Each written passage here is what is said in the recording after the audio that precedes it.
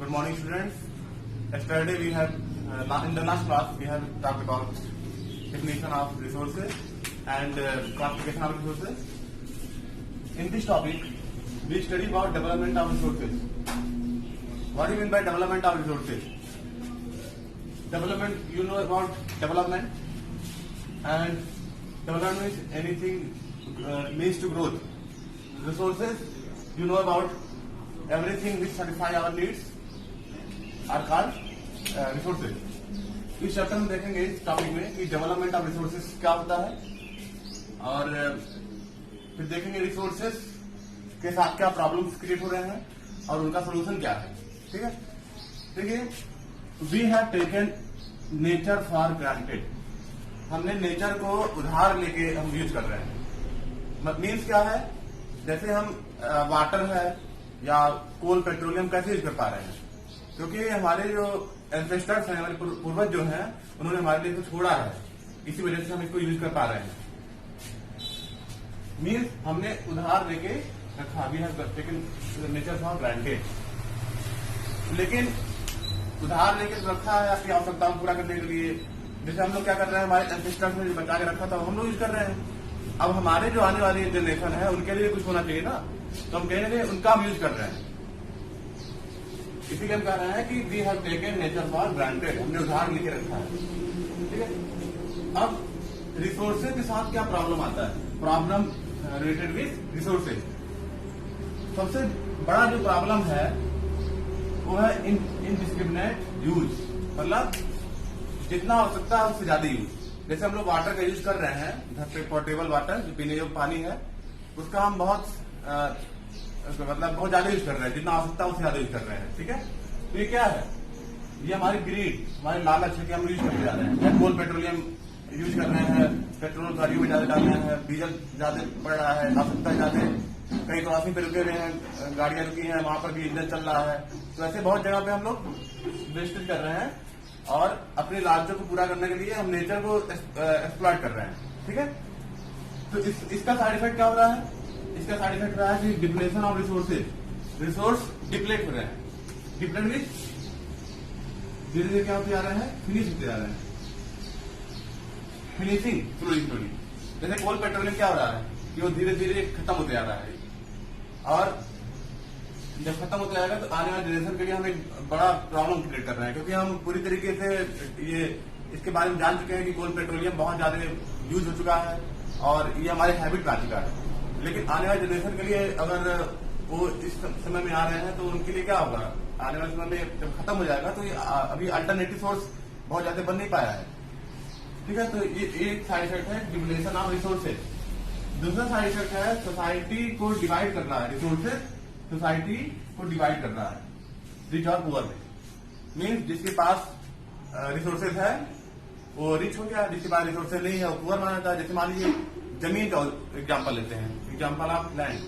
जिसके पास लैंड ज्यादा मात्रा में है वो व्यक्ति क्या कहलाता है, रिच कहलाता है, और जिसके यहाँ कम है वो क्या हो जाता है, पुअर रहता है.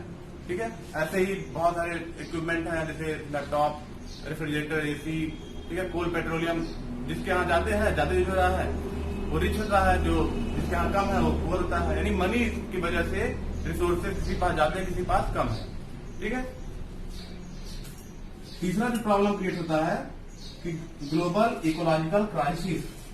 ग्लोबल इकोलॉजिकल क्राइसिस क्या होता है कि पूरे अर्थ के लिए इकोसिस्टम को नुकसान पहुंचाना, पूरे अर्थ के इकोसिस्टम को नुकसान पहुंचाना.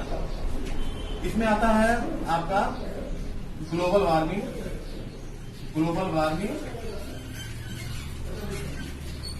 और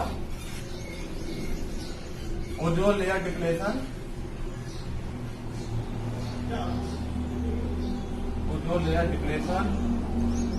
और एक और है पॉल्यूशन. सबसे इंपॉर्टेंट देखिए, ग्लोबल इकोलॉजिकल क्राइसिस का जो मेन कारण है वो पहला है ग्लोबल वार्मिंग. देखिए, हम लोग रिसोर्सेज को खूब ज्यादा मात्रा में यूज कर रहे हैं. कोल पेट्रोलियम ढेर सारी मात्रा में यूज कर रहे हैं. ज्यादा मात्रा में यूज करने से क्या हो रहा है कि वहां पर CO2 ज्यादा मात्रा में रिलीज हो रहा है. अब CO2 क्या है, एक ग्रीन हाउस गैस है जो हीट को ट्रैप करता है. जितना ज्यादा इन्वायरमेंट में हम CO2 को छोड़ेंगे उससे क्या होगा, वो हीट को ट्रैप करेगा। जब हीट ट्रैप करेगा तो अर्थ का टेम्परेचर क्या होगा, बढ़ेगा। अर्थ का टेम्परेचर बढ़ेगा तो उसका इफेक्ट क्या होगा कि जो आइस कैप्स हैं या जो पोलर रीजन पे जो आइस है वो सब क्या होंगे, मेल्ट होंगे और पूरा सी लेवल क्या होगा, वो बढ़ेगा। और जो बहुत सारे छोटे मोटे आइलैंड हैं या कोस्टल एरियाज हैं वो सब क्या हो जाएंगे, सबमर्ज हो जाएंगे वाटर में। तो ये सब प्रॉब्लम क्रिएट हो रहा है किसी वजह से, रिसोर्सेज की वजह से। और फिर अगला है ozone layer depletion. Ozone layer का डिप्लेशन, ओजोन लेयर क्या होता है, अर्थ के ऊपर, अर्थ के सराउंडिंग में एक लेयर है एटमॉस्फेयर में जिसे बोलते हैं ओजोन। ठीक है, ये ओजोन लेयर क्या करता है, जो सन से आने वाले जो यूवी रेज हैं, सन से आने वाले यूवी रेज हैं उनको ब्लॉक करता है, यूवी रेज को ब्लॉक करता है। ठीक है, और हमें बहुत सारी स्किन से रिलेटेड डिजीज से हमको बचाता है।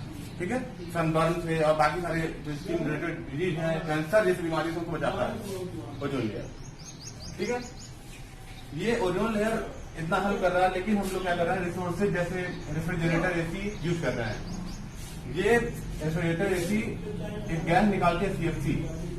ठीक है, ये CFC क्या कर रहा है, इस ओजोन लेयर को जाकर के ब्रेक कर रहा है, ओजोन लेयर को ब्रेक कर रहा है, जिससे वहां के जो उसके नीचे जो रहने वाले लोग हैं, उसके ऊपर लेयर है, उसके नीचे जो रहने वाले लोग हैं उनके ऊपर स्किन कैंसर जैसी बीमारियों का खतरा बढ़ते जा रहा है। ठीक है, अगला है पॉल्यूशन। ज्यादा रिसोर्स यूज करने की वजह से बहुत सारा स्मोक निकल रहा है, एयर में जा रहा है, सल्फर डाइऑक्साइड जा रहा है, कार्बन मोनोऑक्साइड जा रहा है, ये एयर पॉल्यूट कर रहा है। ऐसे वाटर भी पॉल्यूट कर रहा है, जो कचड़े हैं, जो रिसोर्स बनाते समय यूज करते समय जो कचड़े निकल रहे हैं वो भी वाटर पॉल्यूट कर रहा है, लैंड पॉल्यूशन कर रहा है, मतलब कई तरह से पॉल्यूशन रिसोर्सेज के द्वारा होता है। ठीक है, इसीलिए इतने सारे प्रॉब्लम है, इसलिए जरूरी है कि कोई ऐसा डेवलपमेंट किया जाए जिससे प्रॉब्लम ज्यादा क्रिएट ना हो। ठीक है, ऐसा डेवलपमेंट किया जाए जिसकी वजह से ये सब प्रॉब्लम क्रिएट हो रहे हैं वो ना हो।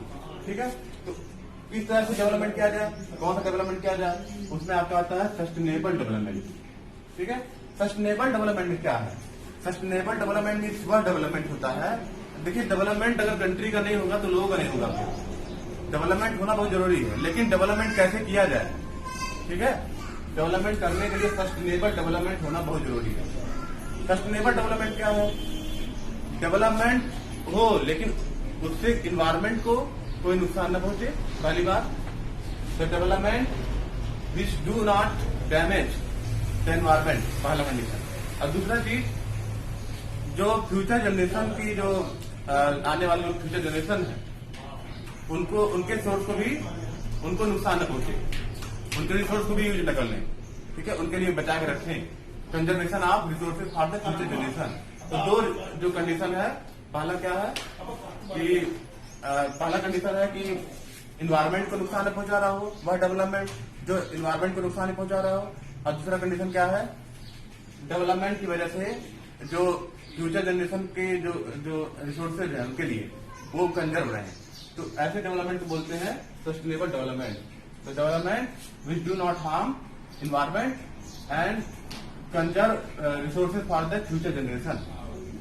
ठीक है, उसे कहते हैं सस्टेनेबल डेवलपमेंट। तो ये जो आइडिया आया तो इसके लिए पूरे वर्ल्ड के जितने, क्योंकि इतना सारा प्रॉब्लम क्रिएट हो रहा था, तो पूरे वर्ल्ड के मोर देन 100 लीडर्स कलेक्ट हुए अर्थ समिट में 1992 में। ठीक है, मोर देन 100 कंट्री के जो लीडर है, प्रेसिडेंट, प्राइम मिनिस्टर, जो कलेक्ट हुए अर्थ समिट 1992 में। कहां पर, रियो डी जनेरिया में। ये कहां की राजधानी है, कहां कैपिटल है, ये ब्राजील का कैपिटल है। ठीक है, वहां पे सब कलेक्ट हुए और वहां पे इसके बारे में बहुत डिस्कस हुआ, जो सोशल क्राइसिस, इकोनॉमिकल क्राइसिस या सोसाइटी में जो वीक हुआ, ये बाकी चीजों में डिप्रेशन, रिसोर्सेज, इन सब के बारे में बहुत सारा डिस्कशन हुआ। और वहां पे फाइनली क्या निकला, एजेंडा 21। ठीक है, एजेंडा 21 के बारे में आपको नेक्स्ट वीडियो में बताया जाएगा। ठीक है, अभी आपने क्या समझा आज के बारे में, आज ये देखा कि development of resources, development of resources में क्या देखा कि प्रॉब्लम क्या क्या है रिसोर्सेज के साथ। ठीक है, डिप्लेशन ऑफ रिसोर्सेज, सोसाइटी को रिच और पुअर में डिवाइड करना, ग्लोबल इकोनॉमिकल क्राइसिस। ठीक है, ये सब प्रॉब्लम क्रिएट हो रहा है, global warming, ozone layer depletion, pollution. Ozone layer समझ में आ गया होगा, ओजोन लेयर क्या करता है, हमें यूवी रेज से प्रोटेक्ट करता है।